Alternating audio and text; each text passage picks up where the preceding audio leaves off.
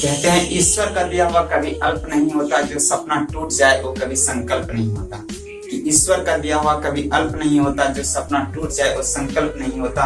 अपने हार को लक्ष्य से दूर ही रखना मेरे दोस्त, कि अपने हार को लक्ष्य से दूर ही रखना मेरे दोस्त, क्योंकि जीत का कोई विकल्प नहीं होता, क्योंकि जीत का कोई विकल्प नहीं होता। नमस्कार साथियों, आप सभी का स्वागत है आपका अपना परिवार, आपका अपना YouTube channel success point DGP. I hope कि आप लोग बहुत ही अच्छे होंगे और बहुत ही अच्छे तरीके से पढ़ाई लिखाई हम लोगों की चल रही है। तो चलिए आज हम लोग हमारे साथ फिर से जुड़ने के लिए, आज इस परिवार के साथ फिर से जुड़ने के लिए आप सबों को बहुत सारा धन्यवाद। आज 2 दिन से क्लास आउट था ऑलरेडी, जो कि नहीं हो पाई थी क्लास। आज फिर से हम आपके समीप आ चुके हैं एक टॉपिक को लेकर, इस सेशन को लेकर, जो कि 2-3 दिन से क्लास नहीं हो पा रही थी किसी कारणवश, इसके लिए सॉरी। लेकिन आज से फिर कंटिन्यू आपके समीप हर रोज क्लास होती रहेगी। कुछ न कुछ भी नया टॉपिक, चाहे कोई भी विषय हो, संविधान से रिलेटेड हो, इकोनॉमिक्स से रिलेटेड हो, या फिर अदरवाइज जो भी हो, या साइंस हो, मैथ हो, रीजनिंग हो, आपके समीप हर रोज क्लास आती रहेगी कोई ना कोई टॉपिक की। तो चलिए आज आप लोग के बीच में एक नया टॉपिक चलने वाला है, जो कि है फाइनेंस कमीशन, वित्त आयोग। इसका नाम तो आप लोग भली भांति जानते होंगे। वित्त आयोग क्या होता है, फाइनेंस कमीशन क्या होता है। इनकम टैक्स का तो नाम जरूर सुने होंगे, वित्त आयोग का नाम आप लोग भली भांति सुनेंगे। तो उसी पर आज हम लोग डिस्कस करेंगे, जो कि इससे रिलेटेड जो भी क्वेश्चन बनता है, एसएससी, रेलवे, बैंकिंग, अदर जो भी स्टेट लेवल एग्जाम है, यानी बहुत बड़े बड़े एग्जाम में भी इससे रिलेटेड क्वेश्चन आते हैं। तो वही आज हम लोग उसका बेसिक नींव देखेंगे, ताकि इनसे रिलेटेड जो भी क्वेश्चन आए हम लोग के बीच, हम लोग कॉन्फिडेंस के साथ उनका जवाब एक बार में दे सके, यानी नहीं तो ऑप्शन देख के कम से कम माइंड में क्लिक हो सके कि इसका आंसर ये हो सकता है, होगा कंफर्म। क्लियर? तो चलिए आज आप लोग के बीच फिर एक न्यू टॉपिक चलेगा, जो कि फाइनेंस कमीशन है। चलिए इसको अच्छे से समझते हैं, फिर बातचीत करते हैं। तो चलिए फाइनेंस कमीशन स्टार्ट करते हैं। देखिए ये फाइनेंस कमीशन जो टॉपिक है, इकोनॉमिक्स का एक टॉपिक है, जो कि बहुत ही महत्वपूर्ण है competitive exam point of view से। इनसे रिलेटेड क्वेश्चन आता है, आपको भी पता होगा किस तरह से इनसे क्वेश्चन आता है। और आज जब ये थ्योरी क्लियर होगा तो आपको भी ये समझ में आ जाएगा इनसे रिलेटेड कैसे कैसे कहाँ से क्वेश्चन आता है। क्लियर? तो चलिए जानते हैं वित्त आयोग के बारे में, फाइनेंस कमीशन के बारे में। देखिए वित्त आयोग भारत के संविधान के आर्टिकल 280 के केंद्रीय वित्त आयोग के गठन का प्रावधान दिया गया है। ये भारतीय संविधान के जो अनुच्छेद है, भारत के संविधान के अनुच्छेद 280 में जो केंद्रीय वित्त आयोग के गठन का प्रावधान दिया गया है। किसमें? आर्टिकल 280 में। आर्टिकल 280 में केंद्रीय वित्त आयोग के गठन का प्रावधान भारतीय संविधान में दिया गया है। क्लियर? यह एक संवैधानिक निकाय है। यह क्या है? एक संवैधानिक निकाय है। अगर मान के चलिए क्वेश्चन आता है कि भारतीय वित्त आयोग का जो गठन का प्रावधान है वो कितने आर्टिकल में दिया गया, तो आर्टिकल 280 में इसके केंद्रीय वित्त आयोग के गठन का प्रावधान दिया गया है। ठीक है, वित्त आयोग को हम लोग 3 तरीके से समझेंगे, 3 भाग में लेकर समझेंगे हम लोग, जो केंद्रीय वित्त आयोग पॉइंट ऑफ व्यू से। देखिए वित्त आयोग को समझेंगे गठन, संरचना और कार्य, और इम्पोर्टेंट पॉइंट्स जो कि महत्वपूर्ण है वो आपको बताएंगे अंतिम में। देखिए गठन समझेंगे पहले, क्या कि गठन हुआ, और गठन कब हुआ, कैसे हुआ और क्या हुआ, और इसका संरचना को समझेंगे, और इसका केंद्रीय वित्त आयोग का जो कार्य है उसको कार्य को समझेंगे, और अंतिम में समझेंगे इंपॉर्टेंट पॉइंट्स जो कि महत्वपूर्ण है। तो इस तरह से हम लोग समझेंगे वित्त आयोग को। देखिए चलिए पहले गठन की ओर चलते हैं। देखिए वित्त आयोग की जो स्थापना हुई है, वित्त आयोग की स्थापना जो हुई 1951 ईस्वी में हुई। कब हुई है? 1951 ईस्वी में, 1951 ईस्वी में केंद्रीय वित्त आयोग की स्थापना हुई है। अगर क्वेश्चन आता है केंद्रीय वित्त आयोग की स्थापना कब हुई, तो 1951 ईस्वी में केंद्रीय वित्त आयोग की स्थापना हुई। और इसका गठन कौन करता है? केंद्रीय वित्त आयोग का जो गठन करता है उसका गठन कौन करता है? राष्ट्रपति करता है, प्रधानमंत्री नहीं, राष्ट्रपति करता है। ये ध्यान में रख लीजिएगा, केंद्रीय वित्त आयोग का गठन राष्ट्रपति करता है, प्रधानमंत्री नहीं करता। क्लियर? केंद्रीय देखिए वित्त आयोग का गठन कौन करता है? राष्ट्रपति। हम बोले ना केंद्रीय वित्त आयोग का गठन राष्ट्रपति करता है। राष्ट्रपति हर 5 साल के लिए वित्त आयोग का गठन करता है। ये राष्ट्रपति जो करता है हर एक 5 साल के लिए वित्त आयोग का गठन करता है। कितने साल के लिए? 5 साल के लिए। वित्त आयोग का गठन कितने साल के लिए करता है? 5 साल के लिए केंद्रीय वित्त आयोग का गठन करता है कौन? राष्ट्रपति, प्रत्येक 5 साल में। एवं आवश्यकता अनुसार 5 साल से पहले भी। देखिए अगर आवश्यकता पड़े, अगर राष्ट्रपति को लगे कि नहीं ये जो अभी जो चल रहा है वित्त आयोग, इसको हटाकर दूसरा को रखना सही रहेगा, तो कर सकता है, दोबारा भी गठन कर सकता है। 5 साल से पहले भी राष्ट्रपति अगर चाह ले कि केंद्रीय वित्त आयोग का गठन दोबारा होना चाहिए तो संभव है, हो सकता है। क्लियर? कौन? राष्ट्रपति चाहेगा तो। ये अगर केंद्रीय वित्त आयोग अगर 5 साल से पहले हम करना चाहे या कोई वजह से वो करना चाहे राष्ट्रपति, तो उसका गठन दोबारा से 5 साल के अंदर ही दोबारा कर सकता है। क्लियर? कौन कर सकता है? और राष्ट्रपति। और इसका गठन जो करता है, इसमें जो अध्यक्ष होते हैं, इसके मेंबर्स जो होते हैं, उसको शपथ भी कौन दिलाता है? राष्ट्रपति ही दिलाता है। तो ये केंद्रीय वित्त आयोग में जितने भी मेंबर्स हैं, उन सभी का, जितने भी सदस्य हैं, उन सभी का शपथ कौन दिलाता है? राष्ट्रपति दिलाता है। क्लियर? देखिए अगर क्वेश्चन आता है कि केंद्रीय वित्त आयोग के जितने भी मेंबर्स हैं, all members of finance commission का शपथ कौन दिलाता है? राष्ट्रपति, प्रेसिडेंट दिलाता है। क्लियर? राष्ट्रपति कौन दिलाता है? शपथ दिलाता है। चलिए इसके संरचना की ओर एक नजर डालते हैं। देखिए इसका संरचना अगर समझ लीजिएगा माइंड में फिट हो जाएगा। ये संरचना क्या है? चलिए ये राष्ट्रपति, इसका गठन, केंद्रीय वित्त आयोग का गठन कौन करता है? राष्ट्रपति करता है। देखिए ये राष्ट्रपति हुआ, और इसके एक मुख्य अध्यक्ष होते हैं, बाकी 4 सदस्य होते हैं। कितने होते हैं? एक मुख्य अध्यक्ष होते हैं केंद्रीय वित्त आयोग के, और 4 सदस्य होते हैं। ठीक है, इसका ये सभी का जो शपथ राष्ट्रपति दिलाता है, इसलिए राष्ट्रपति इसका मान के चलिए गठन किया, एक अध्यक्ष चुना और 4 सदस्य। देखिए यहाँ पर है ना, एक अध्यक्ष और 4 सदस्य। इसमें कुल सदस्यों की संख्या कितने हो गई? 5, क्योंकि एक अध्यक्ष है, बाकी 4 मेंबर हैं। क्लियर? इन सभी का शपथ दिलाता है राष्ट्रपति। देखिए इन सदस्यों की योग्यता के बारे में चलते हैं। मान चलिए इसमें जो फाइनेंस कमीशन का जो भी सदस्य है, मेंबर है, उसका योग्यता कितनी होनी चाहिए, किस तरह से आखिर फाइनेंस कमीशन का जो चुनता है राष्ट्रपति, जो जिनको बनाते हैं, राष्ट्रपति जिनको चुनता है वित्त आयोग का अध्यक्ष या फिर सदस्य, उनका जो है योग्यता कितनी होनी चाहिए, उनकी योग्यता कितनी होनी चाहिए। देखिए इन सदस्यों की योग्यता जो है उच्च न्यायालय के न्यायाधीश के योग्य। देखिए इन सभी सदस्यों की योग्यता जो है उच्च न्यायालय के न्यायाधीश के योग्य, उनकी योग्यता होनी चाहिए। किनकी योग्यता? फाइनेंस कमीशन के और मेंबर्स की योग्यता उच्च न्यायालय के न्यायाधीश के बराबर उसकी योग्यता होनी चाहिए। क्लियर? और वित्त मामलों में समझ हो, और वित्त मामलों में समझ यानी फाइनेंस के बारे में उसका नॉलेज हो अच्छी तरीके से, है कि नहीं। मान के लिए फाइनेंस कमीशन को कोई चला रहा है तो उसको नॉलेज होनी चाहिए, फाइनेंस कमीशन की अच्छी खासी नॉलेज इनके पास होनी चाहिए। और इकोनॉमिक्स, अर्थशास्त्र का विशेष ज्ञाता होना चाहिए, अर्थशास्त्र का विशेष ज्ञाता होना चाहिए।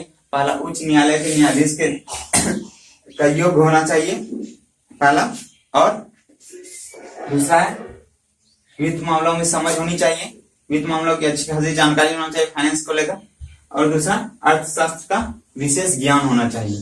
क्लियर? ये सभी तो था इसकी योग्यता, जो कि आप लोग समझ गए। अगर इनसे रिलेटेड क्वेश्चन आता है तो आप अच्छे से जवाब दे सकते हैं। यही सभी फाइनेंस कमीशन की योग्यता थी उनके सदस्यों की। चलिए इसके कार्य की ओर चलते हैं। देखिए इसका कार्य जो है केंद्र सरकार और राज्य सरकार के बीच में जो करों का वितरण होता है, करों का वितरण जो होता है वो कौन करता है? वित्त आयोग ही करता है। आप लोग सुने होंगे कर का जो वितरण होता है सेंट्रल गवर्नमेंट और स्टेट गवर्नमेंट के बीच, वो वित्त आयोग करता है। कौन करता है? वित्त आयोग करता है, इसकी हिस्सेदारी। तो चलिए इसकी इमेज लेकर समझते हैं ताकि हमारे माइंड से कभी निकले नहीं जल्द। मानकर चलिए ये सेंट्रल गवर्नमेंट है, देखिए मानकर चलिए ये सेंट्रल गवर्नमेंट है और इसका क्या है? राजस्व है। राजस्व क्या मतलब? खजाना तो देना है कि नहीं। सेंट्रल गवर्नमेंट के पास होता है, ये क्या है? उनका राजस्व है, और ये उनका ये सेंट्रल गवर्नमेंट है और ये राजस्व है। क्लियर? देखिए सेंट्रल गवर्नमेंट के पास जो खासतौर से पैसा जाता है, ये टैक्स का पैसा सेंट्रल गवर्नमेंट के पास चला जाता है। टैक्स का जो पैसा होता है सेंट्रल गवर्नमेंट के पास चला जाता है। और ये राजस्व से जो है वित्त आयोग है जुड़ा हुआ। राजस्व से कौन है? वित्त आयोग है, क्योंकि सलाह देता है, रिकमेंडेशन देता है, सलाह देता है किसको? गवर्नमेंट को, क्योंकि सलाह देता है राजस्व का कितना प्रतिशत केंद्र के पास रहेगा और कितना परसेंट स्टेट के पास जाएगा। राजस्व क्या करता है? रिकमेंडेशन देता है, सलाह देता है कि कितना परसेंट स्टेट गवर्नमेंट के पास जाएगा और कितना परसेंट सेंट्रल गवर्नमेंट के पास जाएगा। क्लियर हो गया होगा यहाँ तक? चलिए आगे बढ़ते हैं। देखिए आगे क्या है, यह कर का वितरण का लेखा जोखा भी रखता है और प्रतिवर्ष राष्ट्रपति को रिपोर्ट सौंपता है। कौन? ये वित्त आयोग। कर के वितरण का भी लेखा जोखा रखता है कौन? वित्त आयोग रखता है, और ये प्रतिवर्ष राष्ट्रपति को सौंपता है। इसको सौंपता है राष्ट्रपति को। आपको पता होगा कि इसका हेड मान के चलिए कौन हुआ? राष्ट्रपति हुआ। देखिए कर का वितरण का लेखा जोखा भी मतलब हिसाब जो रहता है, कर के वितरण किसको कितना परसेंट दिया गया, स्टेट गवर्नमेंट किस स्टेट को कितना परसेंट दिया गया और गवर्नमेंट को कितना दिया गया, सेंट्रल गवर्नमेंट को। और इसका लेखा जोखा कौन रखता है? वित्त आयोग रखता है। और ये प्रतिवर्ष राष्ट्रपति को सौंपता है। किसको? राष्ट्रपति को सौंपता कौन? वित्त आयोग सौंप देता है प्रतिवर्ष। और फिर राष्ट्रपति दोनों सदनों के सामने प्रस्तुत करता है, और राष्ट्रपति फिर क्या करता है? दोनों सदन के सामने इसको प्रस्तुत कर देता है। किसको? ये वित्त आयोग का लेखा जोखा जो भी क्या हुआ रहता है, इसको दोनों सदन के सामने राष्ट्रपति इसको सौंप देता है, सामने प्रस्तुत कर देता है। क्लियर? यहाँ तो क्लियर हो गया होगा। देखिए वित्त आयोग का क्या क्या काम था, ये सब आपको समझ में आ गया है कि नहीं?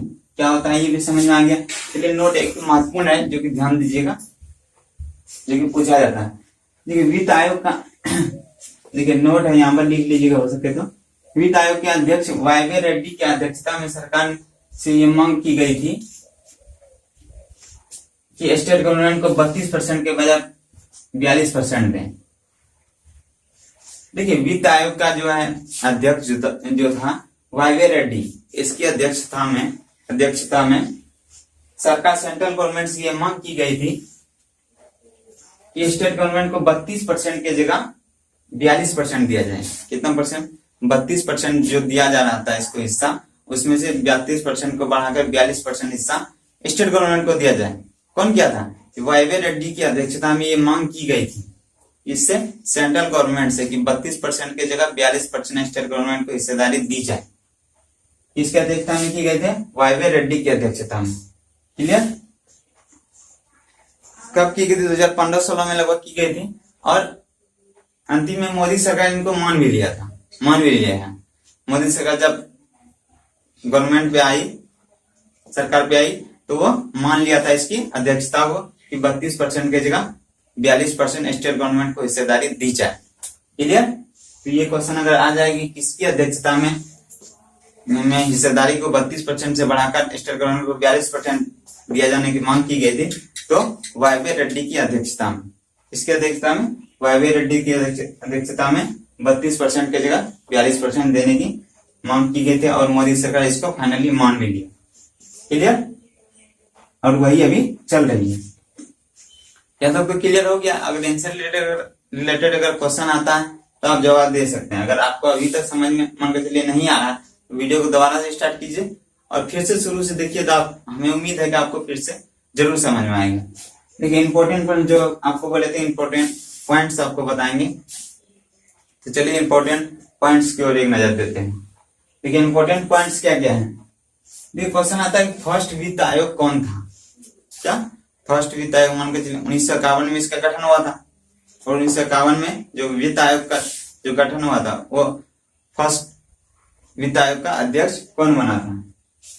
फर्स्ट वित्त आयोग केसी नियोगी थे, जो कि उसका कार्यकाल रहा था 1952 से 1957 तक।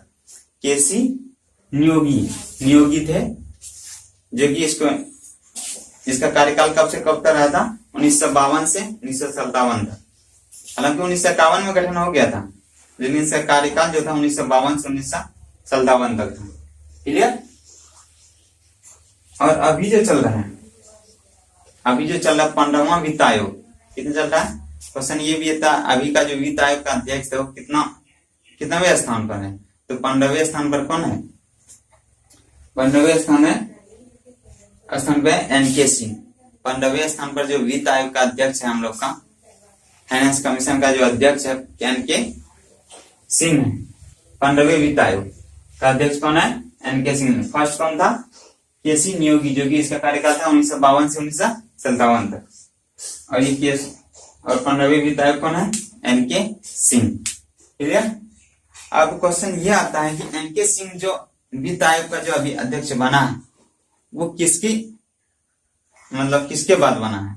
इससे पहले कौन था वित्त आयोग का अध्यक्ष? एनके सिंह से पहले वित्त आयोग का अध्यक्ष कौन था? ये पूछा चले जाता है एग्जाम में और विद्यार्थी कंफ्यूजन क्रिएट हो जाता है। हो सके तो अभी का आदमी याद रखता है कि अभी कौन है, और इससे पहले का तो कोई याद रखता नहीं। लेकिन ये भी पूछ लिया जाता है कि अभी जो एनके सिंह जिसके उपस्थिति में जो बैठा हुआ है उससे पहले कौन था वित्त आयोग का अध्यक्ष? उससे पहले कौन था? वाईवे रेड्डी था। और वाईवे रेड्डी के बाद कौन बना है? एनके सिंह फाइनेंस कमीशन का अध्यक्ष बना है। देखिए है ना, एनके सिंह जो कि अध्यक्ष बने हैं वो वाईवे रेड्डी की जगह पर बने हैं। क्वेश्चन अगर आए तो आप लोग भलीभांति जवाब दे दीजिएगा कि वाईवे रेड्डी की बात जो बना है, वाईवे रेड्डी की जगह पर कौन बैठा है? एनके सिंह अध्यक्ष के रूप में फाइनेंस कमीशन की। यहां तक था, ये तो क्लियर हो गया। चलिए एक नोट है जो कि ध्यान दीजिएगा, जो कि महत्वपूर्ण है। देखिए राज्य वित्त आयोग का जो गठन है, राज्य वित्त आयोग का गठन है वो आर्टिकल 243 के ए में किया गया है, ए के तहत किया गया है।